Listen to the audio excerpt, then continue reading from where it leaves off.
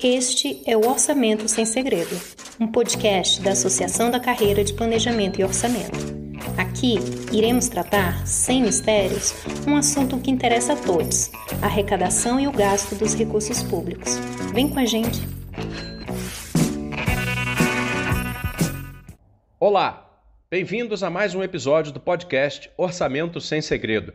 Neste novo episódio, vamos entrevistar Roseli Faria, vice-presidente da associação que reúne os servidores da carreira de Planejamento e Orçamento do Governo Federal, a ASECOR. Roseli tem se destacado por trazer a discussão sobre orçamento vinculada às possibilidades concretas de reduzir a pobreza e as desigualdades estruturais do Brasil. Ela lembra que a Constituição Federal de 1988 tem como objetivos fundamentais da República a redução da pobreza e das desigualdades, e que o orçamento público deveria ser utilizado para alcançá-los. Segundo ela, a relação entre orçamento público e garantia de direitos tem sido enfraquecida como consequência das políticas fiscais adotadas recentemente. Nesse sentido, Roseli aponta que o custo da garantia dos direitos constitucionais tem sido questionado de 1988 para cá, mas a legitimidade de um orçamento público que não cumpre com tais direitos, não. Os pobres estão no orçamento? As desigualdades serão combatidas em um contexto de teto de gastos? Como o uso das emendas de relator para fins eleitorais afeta esse debate? É o que vamos conversar com Roseli Faria. Fique com a gente em mais um episódio do Orçamento Sem Segredo. Roseli, nos últimos anos o Brasil viveu retrocessos agudos em seus indicadores sociais. E uma grande parte disso tem a ver com o planejamento e execução do orçamento federal. Nosso sistema de assistência social e as diferentes políticas de combate à desigualdade estão hoje em segundo plano, por assim dizer, no orçamento público. Ao mesmo tempo, a fome voltou a assolar milhões de brasileiros e muitas estruturas públicas que existem para dar atendimento às demandas sociais estão prejudicadas por subfinanciamento. Apesar do que já foi conquistado em anos anteriores, hoje você vê os pobres no orçamento? Bom, a pergunta sobre se o pobre está no orçamento, ela é bastante complexa, mas eu diria sim que está, mas que deveria estar mais e pior. Neste momento, a gente está num processo de retrocesso, né? Bom, vamos lembrar que a nossa Constituição de 88, ela reconhece direitos que até então não existiam na sociedade brasileira e que visavam justamente enfrentar as desigualdades sociais e regionais e enfrentar mazelas sociais históricas da sociedade brasileira, né? Estruturais e históricas. Mesmo assim, no imediato pós-promulgação, a gente já tinha pessoas que questionavam se a Constituição caberia no orçamento público, né? E não pessoas questionando, né, qual a legitimidade do orçamento público que não cumpre sua Constituição, como sempre muito bem pontua a procuradora Hélida Graziani. A Constituição nasce, então, já com essa série de questionamentos. Ela nasce num período de crise financeira do Estado brasileiro, de hiperinflação, e mais, ela nasce em um período que outras nações que já tinham enfrentado e superado, então, esse processo de desigualdades abissais e pobrezas alarmantes, já tinham feito essa superação e estavam justamente no movimento contrário, de redução de políticas sociais dentro daquela lógica que se conhece como neoliberalismo. Então, o Estado, na realidade, ele estava reduzindo de tamanho e muitas vezes reduzindo, então, a provisão de serviços públicos que garantiram, né, lá atrás, esse avanço civilizatório. Então, durante ali os primeiros anos, os primeiros 10 anos, então, da Constituição de 88, a gente tem o orçamento público muito mais como um instrumento de controle de gastos, né, de estabilidade econômica e fiscal do Estado brasileiro, do que esse instrumento garantidor de direitos e de enfrentamento às desigualdades. Mesmo assim, gradualmente, os direitos previstos na Constituição de 88 foram sendo implementados, até que no período entre 2004 e 2014 a gente teve uma aceleração, então, de políticas sociais, de políticas públicas que irão concretizar os direitos da Constituição de 88, talvez não tenha sido na forma que nós gostaríamos, da velocidade que nós gostaríamos, mas cada vez mais a gente tinha o pobre no orçamento, com políticas como a de valorização do salário mínimo, como o Bolsa Família, como ampliação do benefício de prestação continuada, né? Isso é interrompido de uma forma bastante marcante e, a meu ver, violenta a partir de 2015, com a crise econômica e política que se sucedeu, e aí é meio que enterrado esse processo a partir da promulgação do teto de gastos, que, a meu ver, é inconstitucional, porque você submeteu direitos a uma regra fiscal, inclusive mal concebida e mal desenhada, tanto que, após isso, o crescimento econômico que nos foi prometido, ele não veio, né? A gente entra nesse período, então, de retrocesso. Hoje, nesse período pós-pandêmico, nós voltamos a testemunhar pessoas com fome neste país, sendo que em 2014 a gente tinha saído do mapa da fome.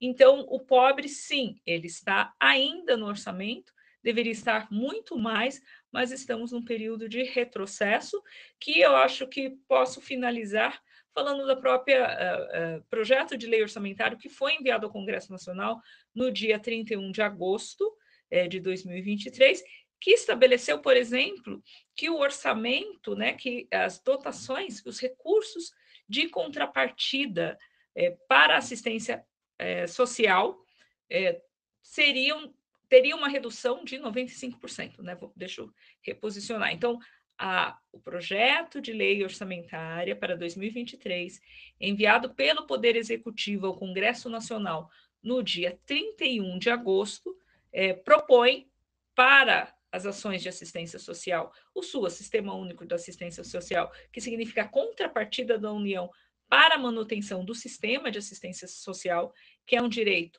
constitucional, né, que estabelece que ele é aberto para todos que dependem dele, né, que precisam dele, caiu de 2,5 bilhões em 2016 para 900 milhões em 2022, e a previsão que foi enviada ao Congresso Nacional de 50 milhões.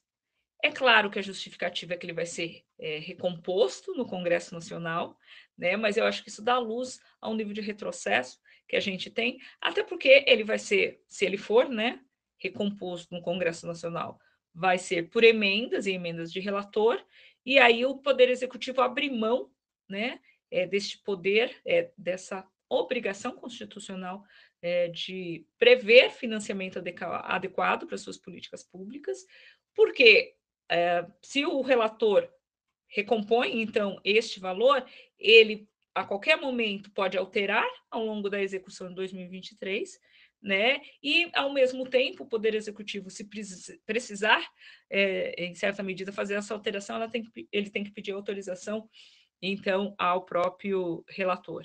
Então, acho que isso fecha um pouquinho, como exemplo, a pergunta. Sim, o pobre está no orçamento, precisaria estar muito mais, porque nós nunca fizemos uma reforma do orçamento para colocar efetivamente o pobre no orçamento e cumprir nossos objetivos fundamentais da República, e estamos, neste momento, em um processo violento de retrocesso. O trecho a seguir é parte da reportagem Ela morreu após 10 horas na fila por benefício. Assistência social tem menor orçamento em uma década, publicada no UOL. Os serviços de assistência social são a rede de equipamentos públicos que possibilita o acesso a benefícios como o Auxílio Brasil, o BPC, salário mínimo pago a idosos e pessoas com deficiência de baixa renda, e encaminhamento a abrigos para crianças e mulheres vítimas de violência doméstica, por exemplo. Apesar do recente aumento de recursos para o Auxílio Brasil, essa rede de serviços contínuos que exigem financiamento de caráter permanente tem perdido espaço no orçamento federal. O modelo de gestão do SUAS, Sistema Único de Assistência Social, prevê o cofinanciamento do sistema de assistência social entre União, Distrito Federal, estados e municípios.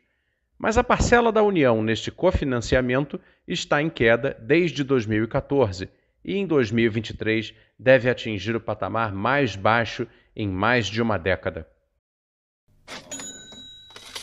Roseli, Você tem uma trajetória significativa na construção de visões antirracistas dentro da discussão de orçamento.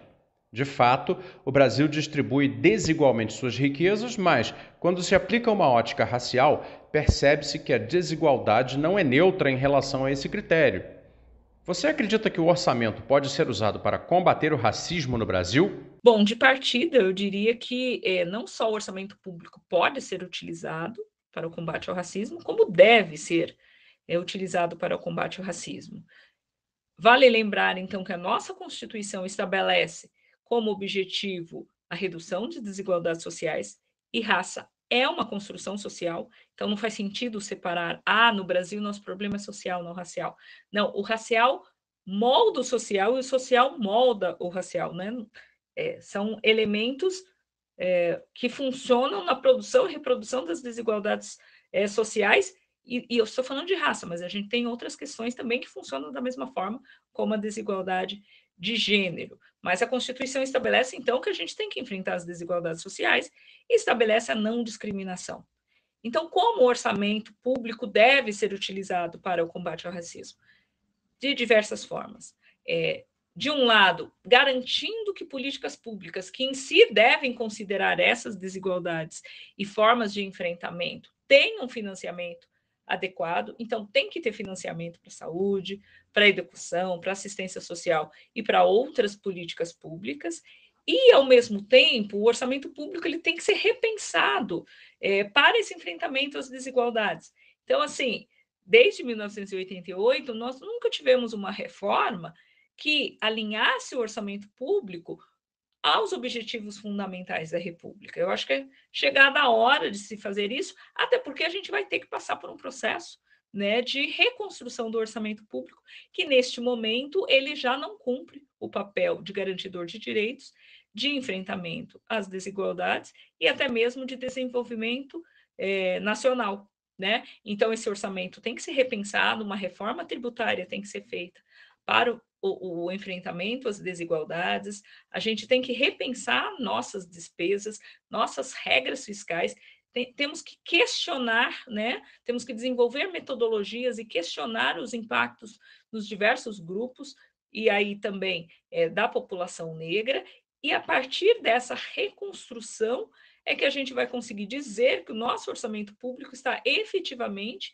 combatendo o racismo e um dos seus elementos, suas consequências mais claras, né? Combatendo o racismo e enfrentando uma das suas consequências mais claras, que é a desigualdade racial, que marca profundamente a sociedade brasileira. O atual governo iniciou uma prática da qual muito se ouve falar, mas pouco se conhece, o chamado orçamento secreto.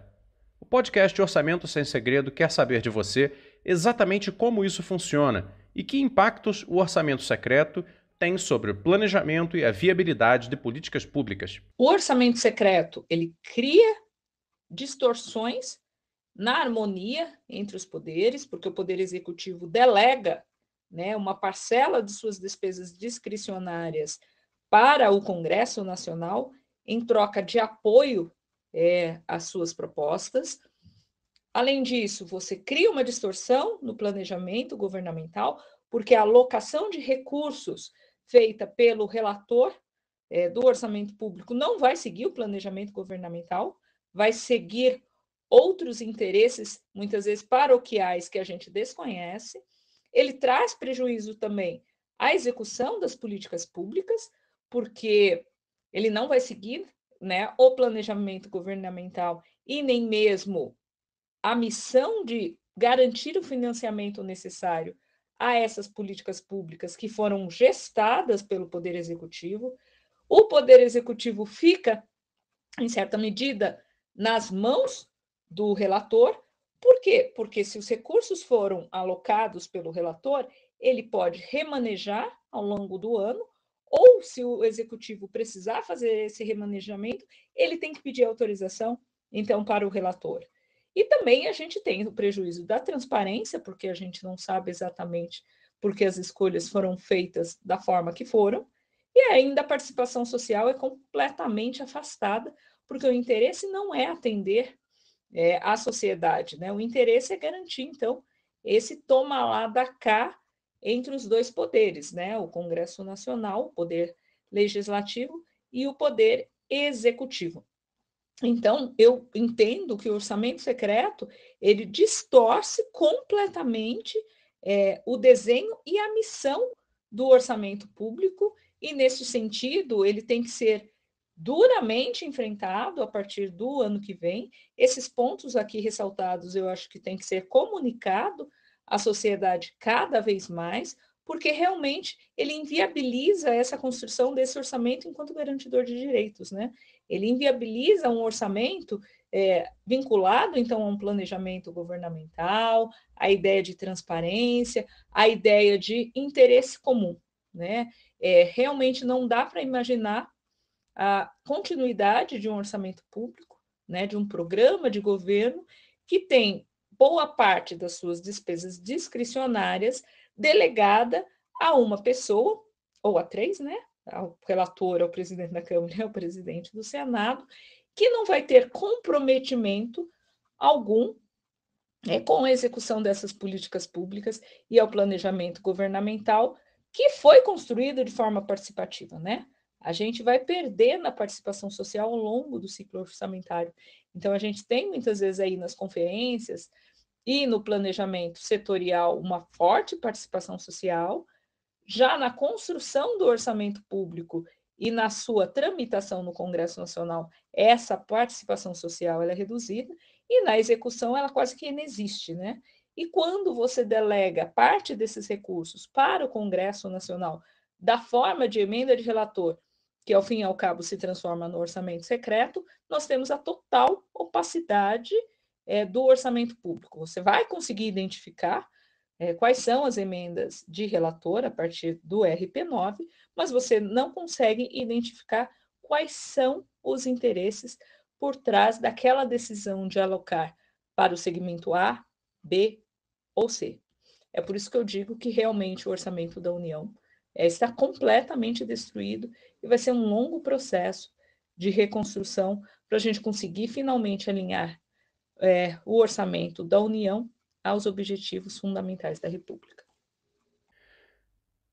Em sua opinião, o que podemos fazer para aperfeiçoar a integração entre os instrumentos de planejamento, orçamento e gestão? Deixar mais um take, por precaução. Em sua opinião, o que podemos fazer para aperfeiçoar a integração entre os instrumentos de planejamento, orçamento e gestão? É isso. Qualquer coisa você me avisa, tá bom? Um abraço. Bom, de partida, eu já queria afirmar aqui, né, que o aperfeiçoamento da integração entre os instrumentos de planejamento, orçamento e gestão é, ao fim e ao cabo, uma necessidade republicana, porque é só assim que a gente garante a eficácia dos gastos públicos, né? Planejando, depois garantindo o financiamento das medidas que você planejou no orçamento público e fazendo o monitoramento e avaliação a partir do que a gente planejou e do que a gente orçou. Então, de pronto, essa é uma condição necessária para esse avanço na transparência dos gastos públicos e na eficácia dos gastos públicos. E aí eu acho que a gente tem que ter uma cesta, né, de medidas para garantir esta integração, que parte, né, também de um método, né, de um desenho para esses instrumentos, parte de normativas, mas eu gostaria aqui de pontuar a necessidade disso ser um processo de aperfeiçoamento da própria democracia substantiva, né? O que eu queria dizer? Eu acho que uma condição necessária para essa integração é justamente ampliar a participação social na construção e no monitoramento desses instrumentos, porque não adianta você ter um desenho em tese perfeito, né, para os instrumentos, se no momento em que você for construí-los ou mesmo geri-los, você não tiver uma democracia substantiva que garanta efetivamente a eficácia e a integração entre esses planos. Vou traduzir aqui o que eu estou querendo dizer. No Estado brasileiro, estamos em processo de retrocesso, mas até hoje no Estado brasileiro nós temos uma experiência de participação social na construção dos instrumentos de planejamento, então nós temos conferências, nós temos instâncias de participação social na construção dos instrumentos de planejamento setoriais, nós temos até experiências recentes em que o plano plurianual foi construído com participação social. Porém, quando a gente começa a entrar em outras etapas do ciclo orçamentário, essa participação social vai se reduzindo, sendo que justamente, né, no avanço do ciclo orçamentário é que aquilo que foi planejado se concretiza na realidade. Então, a minha principal bandeira hoje é a gente ampliar essa participação social justamente no ciclo orçamentário, né? No momento em que a gente distribui as dotações orçamentárias para iniciar o processo de construção do projeto de lei orçamentária, que depois é enviado ao Congresso Nacional, uma maior participação na própria tramitação, né, dessa PILOA no Congresso Nacional, e quando ela retornar no processo de execução, também a gente ampliar a participação social. Eu realmente não acredito que a gente avance muito apenas com um compromisso político, né, de maior integração, ou apenas com desenhos metodológicos, né, que ali formalmente garanta, né, essa integração, ou avance nessa integração, ou até mesmo a partir de disponibilização de informações de forma mais simples, né, mais clara e mais simples. Eu realmente acho que a gente só vai efetivamente garantir que do início ao fim do ciclo de planejamento e orçamento a gente tem uma integração dos objetivos, das metas e dos recursos a partir justamente da internalização da participação social durante todo esse ciclo e durante todo o ano, né? Não será algo apenas apresentado, mas será algo que você incorpora no seu próprio processo de construção e monitoramento. Pode parecer uma ideia radical, mas eu acho que ela é tão radical quanto a democracia substantiva que nós queremos construir. Não é possível a gente planejar e depois não garantir financiamento para atender aquelas metas que foram planejadas, ou até mesmo fazer um orçamento, que se diz um instrumento democrático, sobre a égide da Constituição de 88, e não garantir instâncias participativas durante todo esse processo de construção, execução e monitoramento. O podcast Orçamento Sem Segredo é produzido pela ASECOR. O roteiro e a apresentação são meus, Fausto Oliveira. A edição e sonorização é de Tomás Tavares. A identidade visual é da Ruas, Rede Urbana e Ações Socioculturais.